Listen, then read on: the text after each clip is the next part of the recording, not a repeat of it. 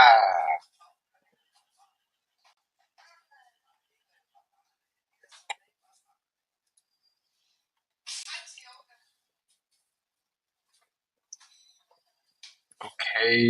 we are live, we are live, we are live. Let's see if I can share my screen.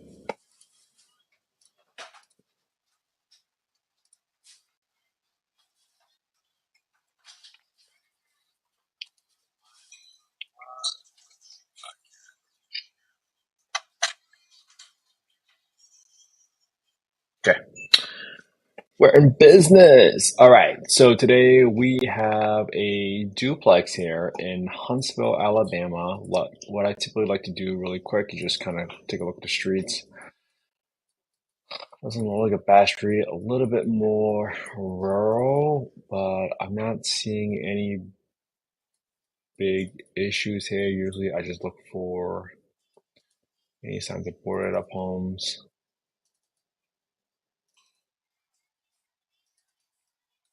No, I don't really see anything bad about this area. Okay, cool. Let's verify this. I usually go to tophap.com. I just punched in the address before I started this live. So when you go to tophap.com, you can kind of scroll down and you kind of take a look at the neighborhood section. If you just look at it right here, click the neighborhood section, crime score is 76 below the national average. So the crime score supports that what I was seeing on the screen looks like it makes sense. It doesn't look like it's a bad area. The crime score is relatively low compared to other properties. So let's get my fair market rent, right? So every single time when I get a property, I'm looking up for Section 8, I go to HUD FMR, and what I try to understand is what the small area FMR is. Look up small area FMRs. We can put in Alabama, Huntsville, this property. If you just look at the county, this is in Madison County, so I'm gonna type in Madison County. I'm gonna get the zip code, and what zip code is this? This zip code is 35811.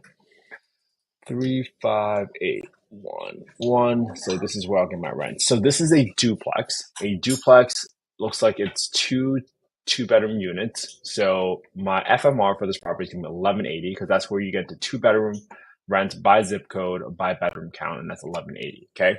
Let me make sure I write that down on my spreadsheet. So FMR 35811, 35811, and you guys will see me doing this manually over here because I want to make sure that you guys see how I analyze the deal and I'm being efficient with my time while updating all my rents here.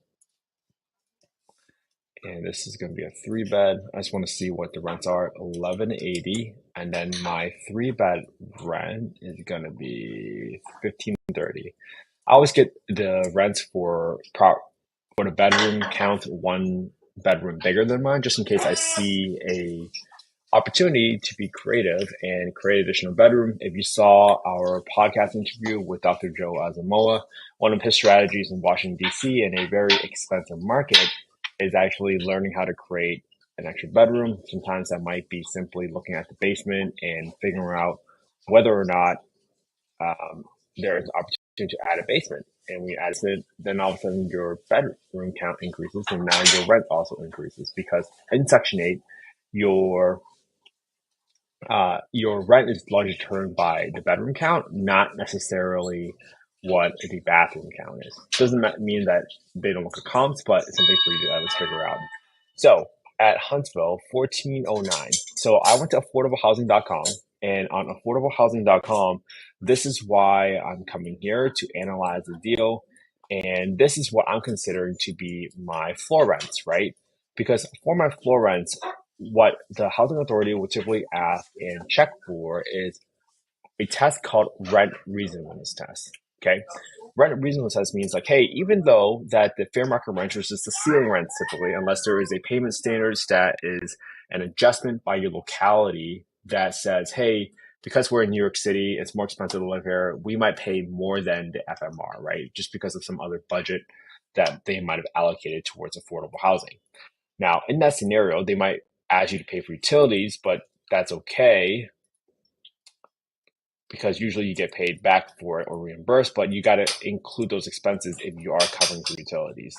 So here I am on affordablehousing.com. I'm grabbing the market rents for a 3-bedroom. And right away, from what I see right here, is like the floor for a 2-bedroom property is $871. The floor for a 3-bedroom property is $1362. Very, very big significant difference. It's like if I can ever find a duplex that has like 2-3 unit properties here in Huntsville, that jumps out to me as a much better opportunity than any other sort of properties or any other sort of areas. Okay. Now, let me kind of go up here and let me write down everything. So I got the listing price in here, which is $169,900. Okay, this property didn't have any photos. So what I typically do for any property like that is I automatically assume that because there's tenants there, it's livable. But it doesn't mean that I don't need to do a paint and flooring work when the time comes. So what I typically like to do is in my spreadsheet, let's see how much square footage. Square footage is 1280. Okay, I always leave aside $1,500 to repair the roof, if anything. I always leave about $500 to clean up the landscaping. I assume it's going to cost me $3 a square foot to paint the entire home, and then replacing flooring for the entire home is $1,280. So that gives me a decent rehab budget at the minimum to figure out whether or not what my rehab is. So I got 20 grand in here, and 169, 20 grand. This is a 25% down payment at current a 8% interest rate there. So let's figure out my rent. So what my current rent is, if I take the FMR, I want to assume it's 1180 times 2. And that is based off of the FMR, which is 1180 for a 2-bedroom property times 2. That is my ceiling rent. And I'm going to write down the scenario right here, which is 2360. All right, let's get our property taxes from right here. Property tax is 69, so that equals $69. Our insurance for this property is 132. So at 132, I typically multiply that by an extra 20% premium. I have a 10% maintenance reserve just to set aside money to repair the property in case there are any repairs. I have 8% for property management, and I leave about 3% of vacancy expenses just because someone will eventually move out and there's going to be unoccupied space in my home while I renovate the property to kind of get it back up. So I'll leave it there. So if I assume that my closing cost is 2.5%, my all-in investment for this property would be roughly around $67,218. At $67,218, this now becomes a 12.5% return on my money, and this is a $702 cash flow per month for this property. Okay, that's what I'm calling a best case scenario. Now I want to assume that, well, what if I can only get 90% of that times 0.9? If I only get 90% of that equals 2124. This is still two duplexes, and then this cash flow for month's 515, and my cash and cash return is now 9.2. Okay, 9.2. And then my worst case scenario is that I'm going to take this floor right here of 871, multiply by 2, so it equals 871 times 2. That equals 1742 for rent, 1742. And then I will cash flow me 213 a month, and that's a 3.8% cash and cash return. Okay, and this assumes a purchase price. Let me write this down so you guys can look at this. Right, because on every deal there is going to be a number that technically makes it a deal. So at 169,900, that was the price for all of these. I would like to see, at the minimum, my best case scenario needs to be at least 17.5%. So if I go back to 2360, I'm trying to play around with this number, the purchase price, to get this to 17.5%. Well, what if I paid $150,000 for this property? Not good enough. What if I paid $130,000 for this property? Okay, we're getting somewhere. 135, 138. All right, 18%. That's probably at the minimum what I want, but let me just try to make it 135 to make it a little bit sweeter. So at $135,000, if I get the same rent at 2360, now cash flow 894, and now my cash and cash return is 18.6. So this is how I determine what price I actually want to buy the property at in order to achieve that return. Now, what if I only get 90% of that rent, right? Meaning it's 2124, maybe I'll renovate the property.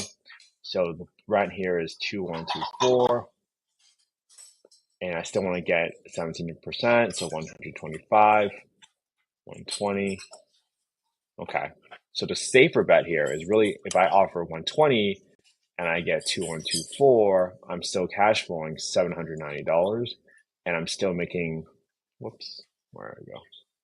790, and that's a 17.7% return. So if I believe after, maybe I can give a quick call to the housing authority and say, hey, how do you guys determine rents? I see that the FMR is 1180, but I see some market rents there around 871. Do I think I can get 1180? Well, they say no. Then you're like, okay, well, I definitely cannot offer 135 for this duplex. As you go down to about 90% of that rent, well, maybe you get about 120.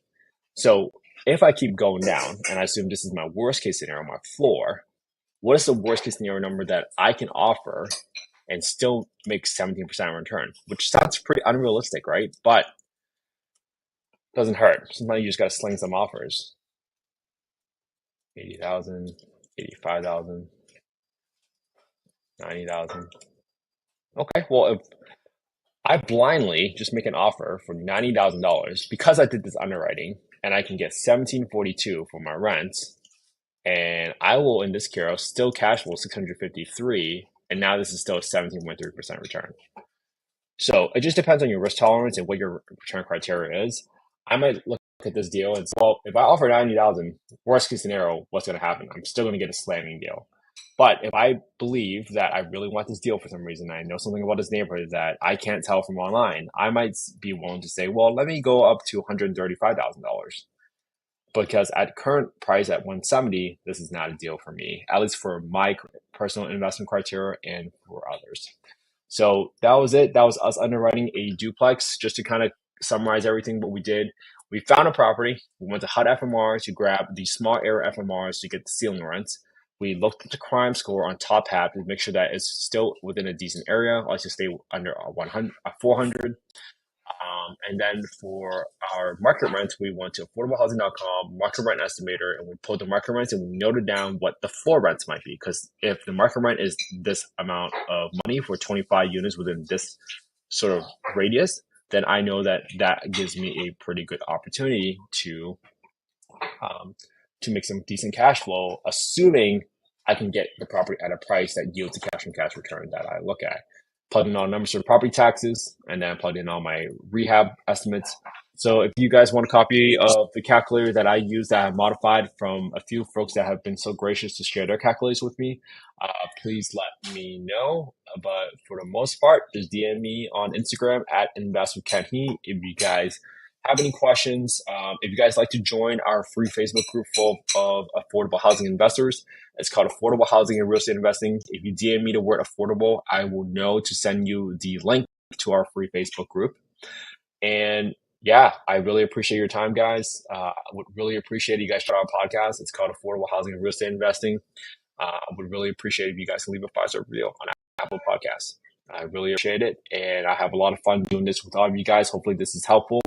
And if you guys have properties that you want me to analyze, like for Section 8 purpose, feel free to send them my way and I'll consider them for future lives. Thank you so much. Have an amazing day.